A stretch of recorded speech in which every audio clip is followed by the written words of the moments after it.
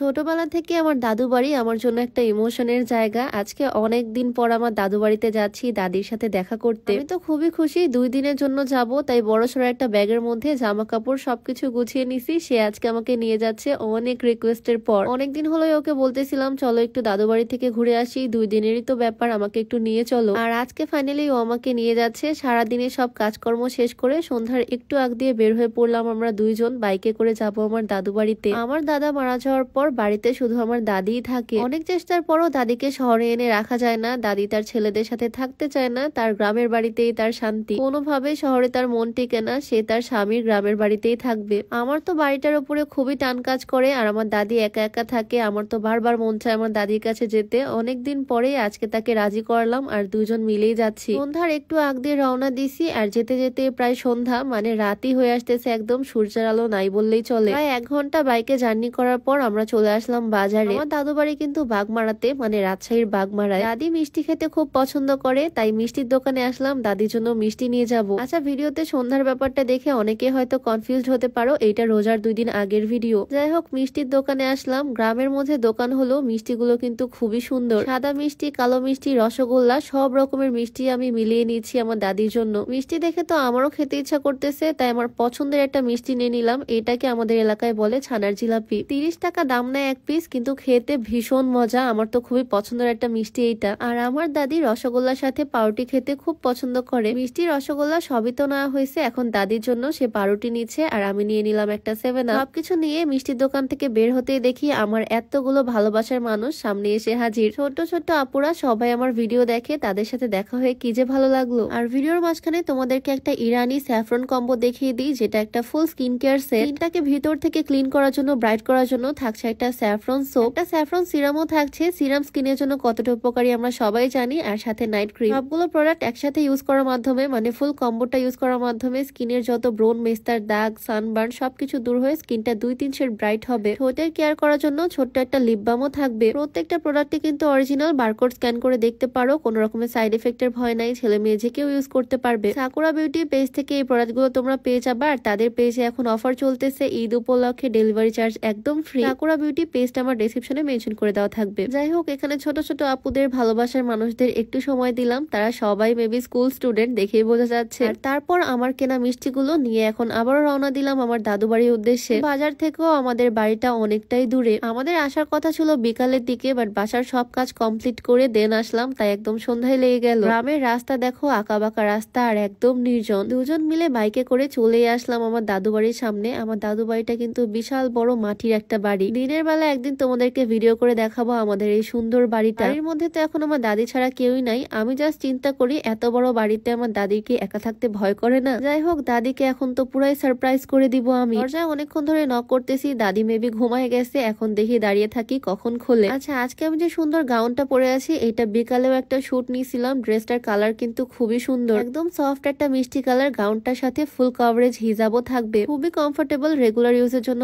একদম best. সূচনাস warehouse থেকে এটা নিয়েছি, পেজটা আমি ডেসক্রিপশনে মেনশন করে দিব। অনেকক্ষণ ধরে দাদি দাদি করে ডাকাডাকি করার পর ফাইনালি আমার দাদি দরজা খুললো। আমাদের দুজনকে দেখে তো দাদি খুবই খুশি। আমার দাদির বয়স কিন্তু কম হলো না, বাট সে এত বড় বাড়িতে একা একা থাকে দেখেই তো আমার ভয় লাগে। আমার দাদি মনে হয় বিয়ের পর আমার হাজবেন্ডকে বেশি ভালোবাসে। আমার তো তাই মনে হয়, নাতনির থেকে এখন নাত জামাইকে বেশি ভালোবাসা দিচ্ছে। যাই হোক, আমার দাদু বাড়িতে তো ফাইনালি চলে আসলাম। আর এই বাড়িতে আসলে কেমন যেন একটা শান্তি শান্তি কাজ করে, কারণ সেই ছোটবেলা আমি এই বাড়িতেই থাকতাম। দেন আমি যখন বড় হলাম, পড়াশোনা শুরু করলাম, তখন গিয়েছিলাম শহরে। এই দাদু বাড়িতে এখন দাদি যদিও একা থাকে, বাট একটা সময় এই বাড়িতেই ছিল জয়েন্ট ফ্যামিলি, আমরা সবাই একসাথে থাকতাম। তখন যদিও আমি খুব ছোট ছিলাম, আমার খুব একটা মনেও পড়ে না, তবে ওই যে নারীর টান না কি যেন বলে, সেই রকমই আর কি। এই বাড়িটার উপরে আমার অন্যরকম একটা টান কাজ করে, বাড়িতে আসলেই শান্তি লাগে। যদিও 2 দিনের জন্য আসছি, আর রোজা শুরু হলে আমার আব্বু আম্মুর কাছে আমার দাদি গিয়ে থাকবে। রমজান মাসে তো আর একা একাই বাড়িতে থাকতে পারবে না। হোক, 2 দিন দাদি বাড়িতে দাদির সাথে একটু থাকবো। আর আজকের ভিডিওটা এখানেই শেষ করছি। সবাই ভালো থাকো, আল্লাহ হাফেজ।